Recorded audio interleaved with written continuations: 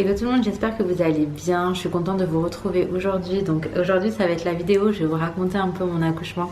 Ça fait plusieurs jours que j'ai envie de vous la faire mais je n'arrive pas à trouver le temps. Et ça me tenait grave à cœur de la faire assez rapidement parce que je me dis que là c'est encore tout frais. On est le combien aujourd'hui ? Aujourd'hui nous sommes le 26 novembre, donc bébé a 24 jours, donc tout ça s'est passé il y a 24 jours. J'avais peur qu'avec le temps en fait, je commence à oublier certains détails. Même si en vrai je pense pas que ça arriverait, mais je préférais vous le raconter à chaud. Je tiens également à dire de ne pas se fier à mon accouchement, voilà, pour toutes les futures mamans là qui vont pas tarder à avoir un bébé et tout, que ça ne vous fasse pas peur, hein, parce que chaque accouchement est différent. Et pour le coup j'ai vécu 3 accouchements, parce que voilà c'est mon 3e bébé, j'ai vécu 3 accouchements totalement différents. Donc même pour la même femme on peut avoir des accouchements totalement différents. Donc voilà, d'une femme à l'autre, d'une grossesse à l'autre, d'un accouchement à l'autre. Faut pas vraiment se fier, c'est juste mon expérience là que je vais vous raconter, mais en vrai ne vous y fiez pas non plus, voilà, hein, comme je vous dis. Alors moi pour le coup la grossesse déjà ça a été un peu compliqué à partir de 32-33 SA, c'était plus 32. On me dit que voilà le col est raccourci, qu'il commence à s'ouvrir, qu'il est mou, enfin voilà, on me dit toutes ces choses là, que ça, du coup fallait que je me repose.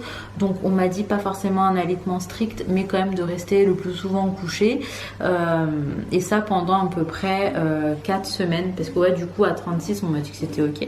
Donc c'est ce que je vais faire en fait, je vais me reposer, je vais rester couchée, je vais faire tout ce qu'il faut pour que bébé reste au chaud. Par contre c'est vrai que ça me stressait énormément cette histoire, je me suis mis vraiment une pression, j'étais hyper stressée. J'ai déjà eu un bébé préma et c'est vrai que voilà, j'avais pas forcément envie de revivre cette expérience comme ça. Et du coup voilà, je vais me reposer, etc. J'arrive à 36 semaines, le médecin me dit clairement c'est bon, maintenant vous pouvez reprendre une vie normale. À partir de 37, un bébé n'est plus prématuré, donc en soi qu'il fallait que je reprenne ma vie, etc. Donc je m'attendais à ce que bébé arrive très rapidement, puisque le col avait été déjà modifié, tout ça. Je m'attendais vraiment à ce que à partir du moment où j'allais faire un peu d'effort, que j'allais reprendre une vie normale, bébé arrive, mais c'est pas du tout ce qui va se passer. Les semaines elles passent et tout ça, j'arrive à 39, j'arrive à 40 SA, et à 40 SA je me dis bon je vais peut-être commencer à marcher et tout. Je faisais du 5 km par jour, mais après moi j'adore marcher, donc on allait en forêt, on marchait, enfin vraiment j'essayais de faire en sorte que ça avance un petit peu au niveau du travail. Après je faisais pas non plus des trucs de ouf non plus, je voulais pas m'épuiser avant l'accouchement. Donc voilà, marcher c'est quelque chose qui me faisait du bien, et du coup je marchais énormément. Ça n'a absolument pas changé. Tout ce qui se passait en fait c'est que je continuais à avoir mes phases de contraction qui étaient ma foi très douloureuses, parfois même régulières. Donc en vrai tous ces signaux me disaient que c'était maintenant, sauf que ça finissait par s'arrêter en fait. À chaque fois ça s'arrêtait. J'ai fait plusieurs allers-retours aux urgences et tout. À chaque fois on pensait que j'étais en travail. Finalement ça s'arrêtait et bref ça a été ça les dernières semaines. On arrive à 42 SA, donc lundi, c'est un lundi 1er novembre, je me rends au petit matin à la maternité. J'avais rendez-vous avec une sage-femme pour faire le point, voir un petit peu à ce que j'en étais. On me parlait déjà potentiellement d'un déclenchement, et puis bébé commençait à montrer des signes de fatigue. Donc en fait ce matin-là j'arrive, on me fait une écho, on voit déjà que au niveau du liquide amniotique dans tous les cas c'est trop bas, il y en a quasiment plus. Donc dans tous les cas on partait pour un déclenchement. On me fait le monito et à ce moment-là on se rend compte que le cœur de bébé il fait des petits trucs qui leur plaisent pas trop. Du coup écoutez, sans plus attendre, première étape, décollement des membranes. Donc on me fait un décollement des membranes. Ensuite je passe dans une salle aux urgences de la maternité. Donc moi j'ai accouché à la maternité de Bluet, donc à Paris dans le 12e arrondissement. Et en fait j'ai pas du tout aimé cette salle, elle m'a trop mise mal. Déjà dès que j'ai allé aux urgences et tout, j'étais pas bien, parce que c'est une salle en fait de pré-travail je dirais, mais en même temps toutes les urgences arrivent là-bas, c'est un peu space. Bon on est que 2 quand même, mais pour moi c'est déjà trop. C'est un moment potentiellement où on est en train de souffrir, avec les contractions et tout, et partager ça avec quelqu'un qu'on ne connaît pas, pour moi c'est quelque chose que j'ai mal vécu. Donc on était séparés par un paravent, je crois que ça s'appelle. Donc on était séparés par un paravent, et en fait ce qui était compliqué aussi c'est que à chaque fois qu'il y avait des check-up du col et tout, enfin moi en tout cas j'étais trop mal, même s'il y avait le paravent, et même si au Bluet à la maternité ils prenaient quand même tout le temps le soin de nous mettre un drap etc dessus pour qu'on voit rien. Malgré tout moi c'est quelque chose qui me dérangeait énormément. Après comme Ali était avec moi, Et ben eux ils avaient potentiellement parfois leur conjoint, parce que j'ai été plusieurs fois dans cette salle avec eux, et en fait ça me dérangeait encore plus, comme ça dérangerait l'autre femme en fait, que Ali soit avec moi. Enfin moi en tout cas la présence la présence masculine à ce moment-là elle me dérangeait, enfin par rapport à mon intimité tout ça me dérangeait. Et bref, j'ai un petit peu mal vécu tout ça. Donc j'arrive dans cette salle, on me remet sous monito et tout ça. On voit que pareil, le cœur de bébé continue à faire des trucs un petit peu chelous. Donc on me propose de me poser un ballonnet. Alors moi j'accepte, sachant que pour Laina Rose, ça s'est très bien passé. Donc je me suis dit, bah écoutez, oui, il n'y a pas de souci. Je sais que je voulais pas le propèse parce que je l'avais mal vécu ça par contre pour Inaya. Donc ce qui se passe, c'est que je vais dans une autre salle avec un médecin pour me le poser. Donc il y a le médecin, il y a l'étudiante sage-femme qui est avec moi depuis le matin d'ailleurs. C'est elle qui fait le aller-retour, qui vient me voir et que j'avais déjà vu aussi un petit peu avant. Du coup c'est vrai que ça me dérangeait pas du tout qu'elle soit là. C'est quelqu'un du coup avec qui je me sentais quand même en confiance. Et donc elle rentre dans la salle avec le médecin et moi, et elle me demande est-ce que ça te dérange en fait que je sois là. Je lui dis non, ça me dérange pas du tout. Et en fait là je suis installée en position où je suis pas confort quoi, pour qu'on me mette le ballonnet. Et là il y a un étudiant sage-femme qui rentre, genre d'un plus grand éclat, mais qui se pose.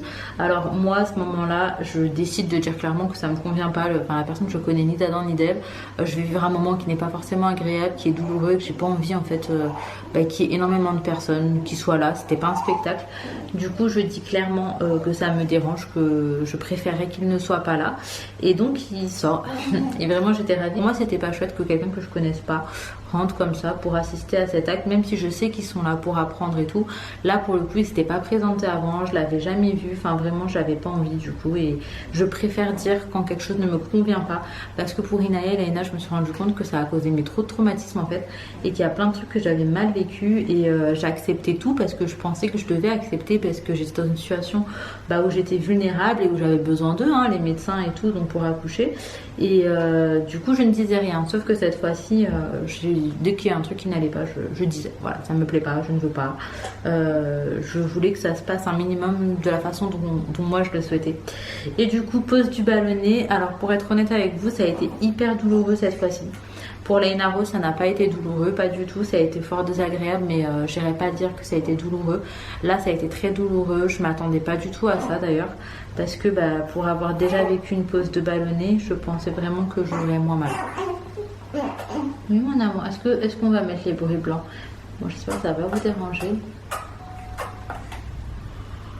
Mais nous aurons des bruits blancs en fond dans cette vidéo. Voilà. Du coup, je vais peut-être baisser quand même le son. Voilà. Oui, nounou. Alors, j'ai un bébé qui ne dort pas, ni la nuit ni la journée, on est bien. Et du coup, je vous disais, alors je suis vraiment désolée par contre pour le bruit de fond, je vais essayer de parler peut-être un peu plus fort. Est-ce que je peux baisser? Voilà. Et donc, pose du ballonnet hyper douloureuse, mais voilà, faut le faire. Donc, c'est fait. Ali est avec moi, il me tient les mains. Et une fois que la pause est faite, on me renvoie dans cette fameuse salle que j'aime pas, là, vous savez, de pré-travail chelou aux urgences. Et à ce moment-là, les contractions vont commencer à arriver, à s'intensifier, donc ça va être très douloureux, ça va durer 3 heures et ça va être régulier. Donc on pense qu'on est sur un début de travail potentiellement. Franchement c'est douloureux, j'en peux plus, je me mets sur le ballon et tout, j'essaye de respirer. L'étudiante sage-femme elle m'accompagne vraiment très très bien, du mieux qu'elle peut en fait, et je me sens vraiment soutenue. Et c'est vrai que sur le coup ça m'a fait du bien, enfin vraiment je crois que j'avais besoin de ça. Sauf qu'au bout de 3h30, 4h, en fait, ça va s'arrêter. Donc voilà, ça s'arrête.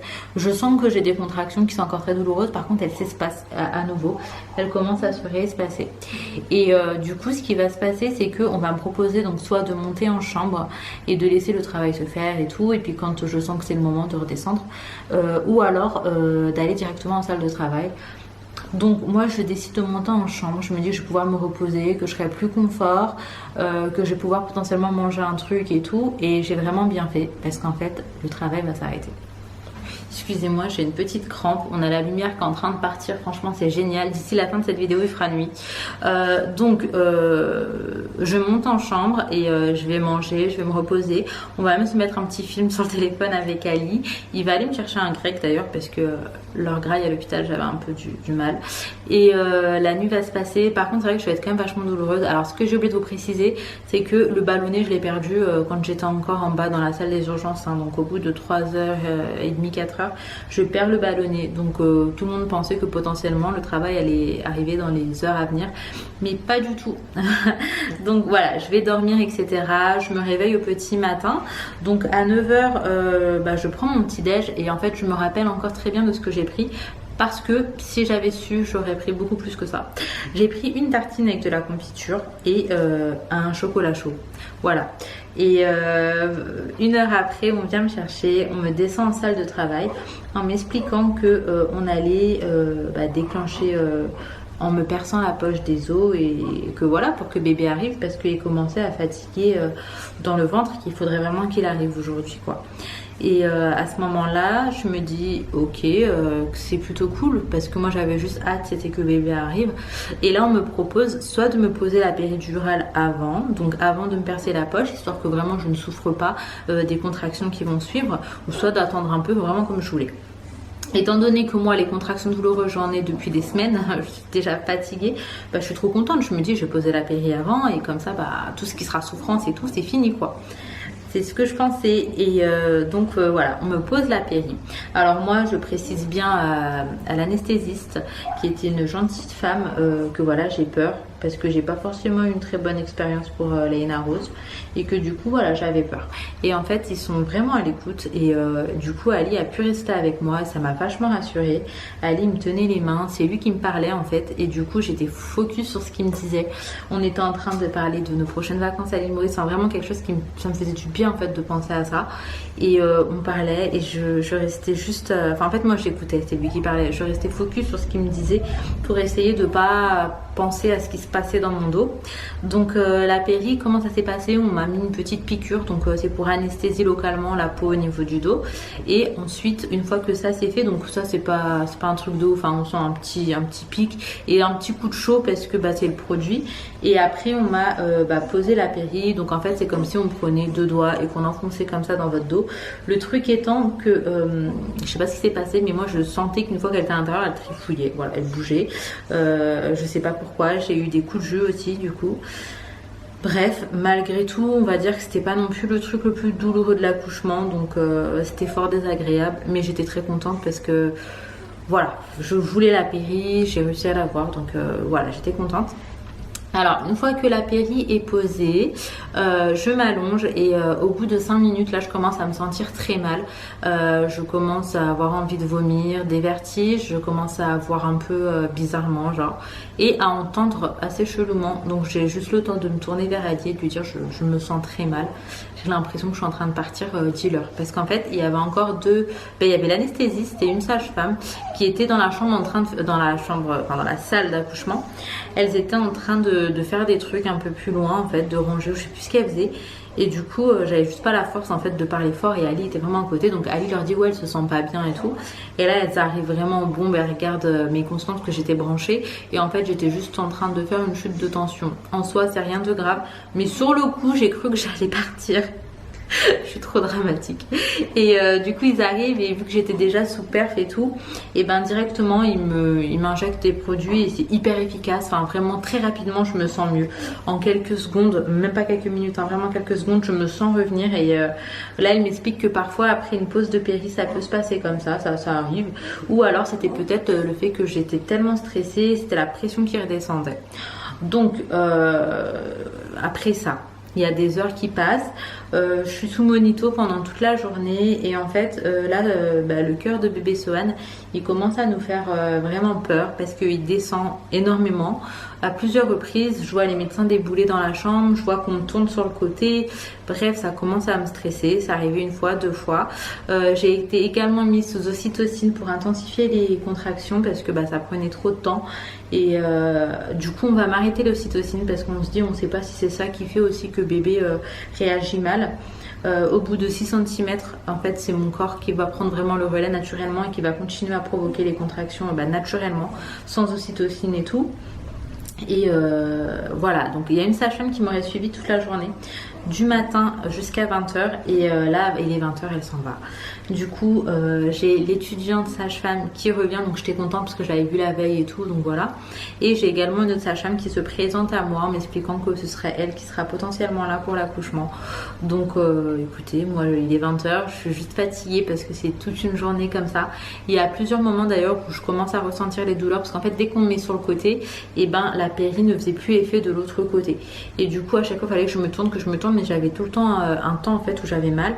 Donc je rappuyais sur le bouton de la péri, et en fait il y a un moment où la péri nous injecte automatiquement, il y a un moment où c'est moi qui appuyais, et puis il y avait des doses qu'on appelait des doses médecins, que eux ils venaient en fait entre eux le truc automatique et moi j'appuyais, ils pouvaient potentiellement eux remettre une dose. Et en fait il y a plusieurs reprises voilà, où j'ai très mal, où je sens les contractions et où je sens que la péri agit mais pas si bien que ça finalement.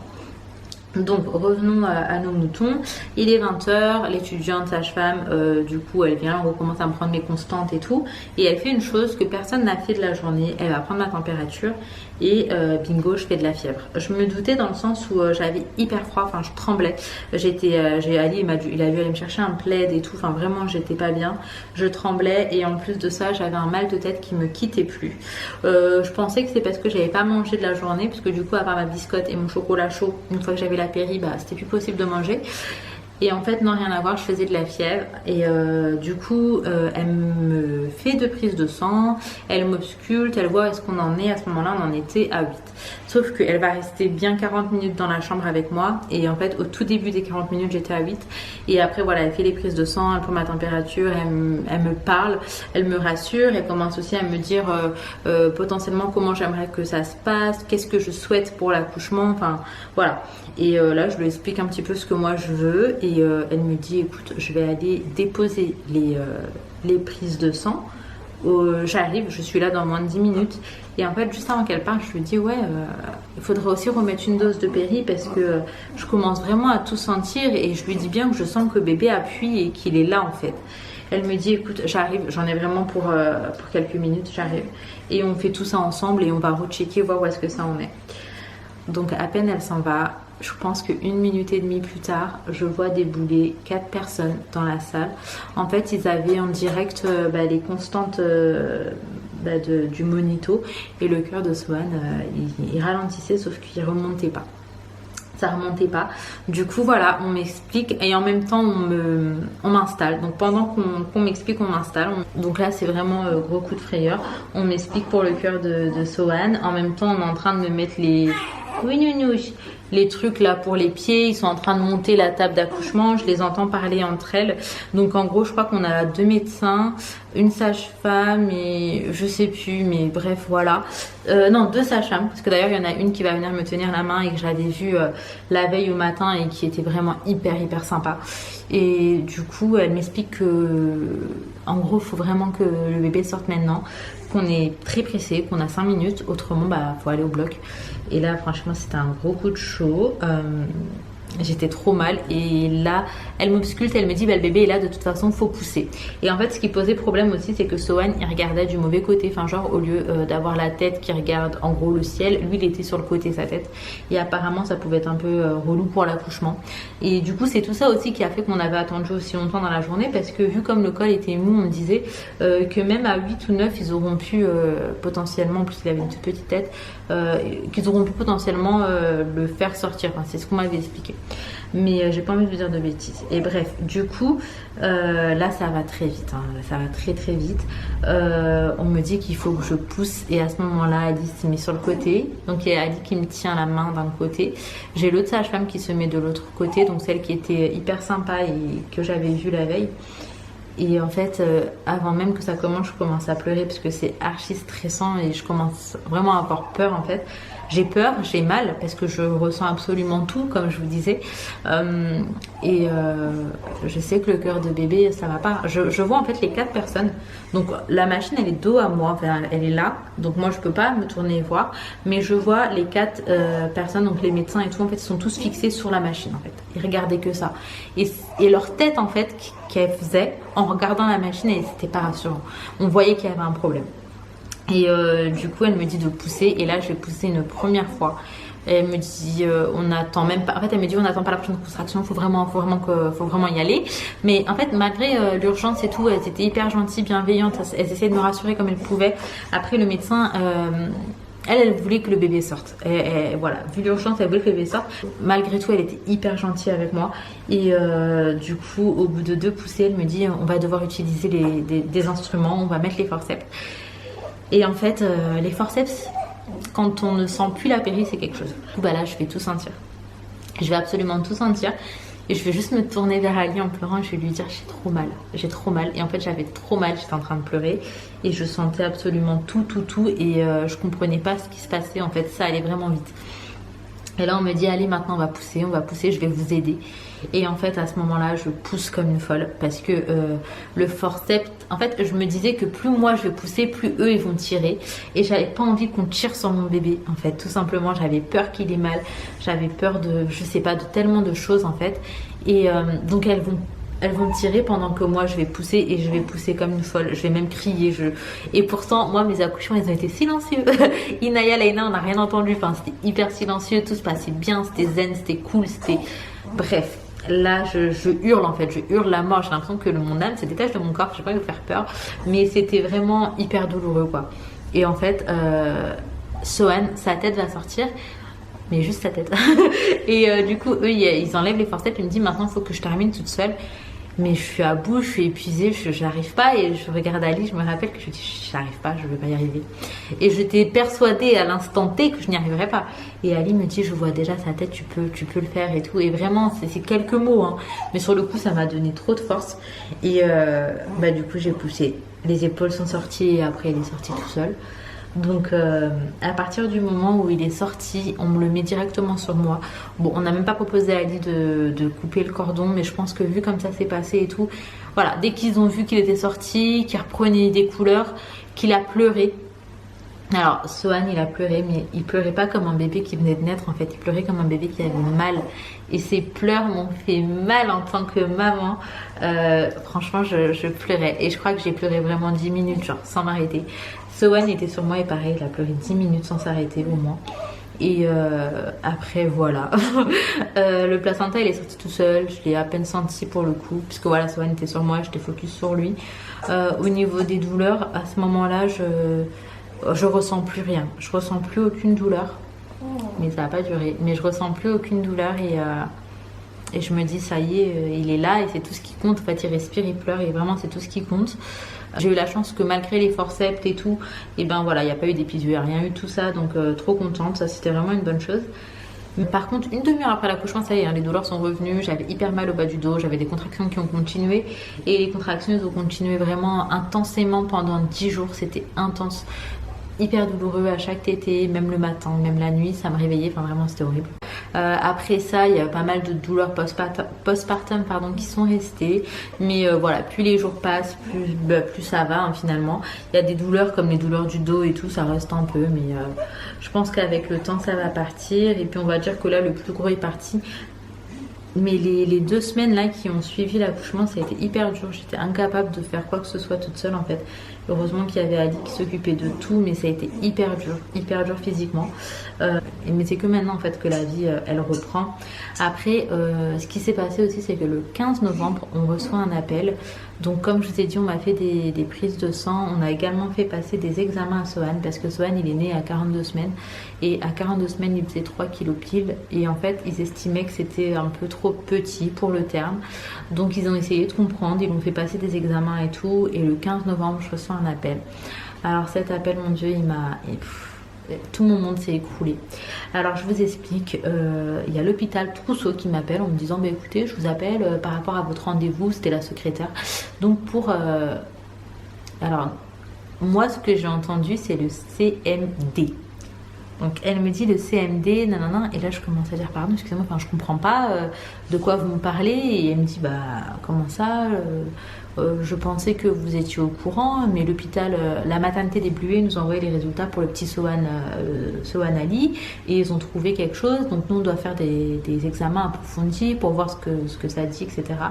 Et là je dis mais je comprends pas ce que c'est, enfin c'est quoi, et vraiment je comprenais pas. Et comme je vous dis, j'ai entendu CMD.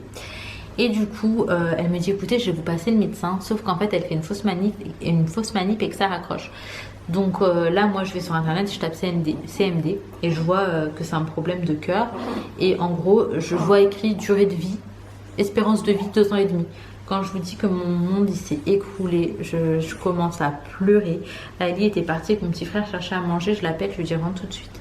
Ça va pas et tout, et franchement vraiment le monde il s'effondre, j'ai mal au ventre, j'ai mal au cœur, il n'y a plus rien qui va. Et du coup le médecin me rappelle, vraiment j'ai juste le temps d'appeler Ali, de faire ma petite recherche sur Google là. Et le médecin me rappelle et on commence à parler et je lui dis clairement mais c'est quoi et tout, et il commence à m'expliquer, et en fait lui il me parlait du CMV. Bon, c'est quand même quelque chose d'assez grave, mais c'est rarement mortel. Je crois que le pourcentage c'est 1% de mortel pour les nouveau-nés.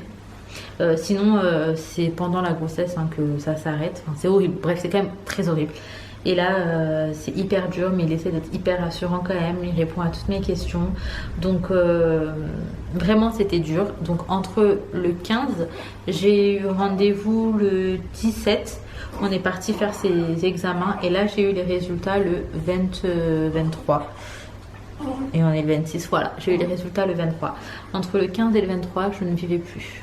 J'avais le cœur serré, j'avais mal au ventre, j'avais peur de ce qui pourrait potentiellement arriver à mon bébé si vraiment il était positif au CMV.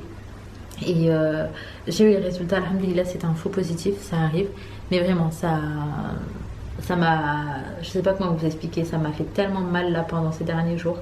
Après je disais à Alice, si Allah nous a envoyé cette épreuve, c'est peut-être pour qu'on se remette en question aussi sur certaines choses. On est reconnaissant et tout, mais je pense que voilà, c'était un rappel. En fait c'était un rappel, et pour nous dire que Dieu il donne, mais Dieu il reprend aussi. Donc voilà, je le prends vraiment comme un rappel, et j'essaye de faire ce qu'il faut, de devenir meilleure, et d'être meilleure aussi, parce que rien n'arrive par hasard, c'est ma façon de voir les choses.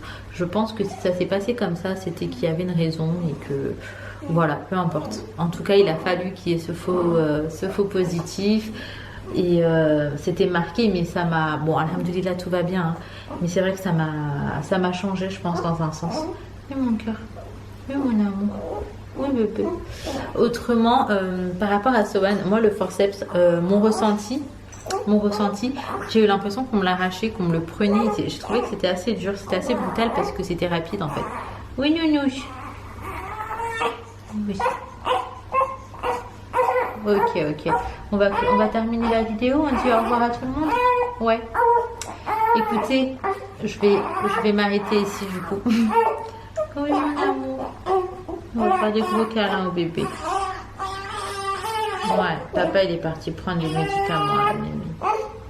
Du coup écoutez, je m'arrête ici. J'étais contente de partager avec vous mon expérience, qui est la mienne bien évidemment, comme je vous ai déjà dit au préalable. Et chaque expérience est différente, hein, donc faites-vous votre propre expérience.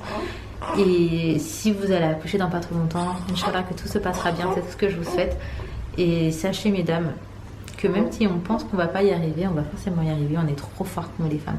Et c'est vraiment ma conclusion, parce que la force d'une mère, la force d'une femme, c'est incroyable.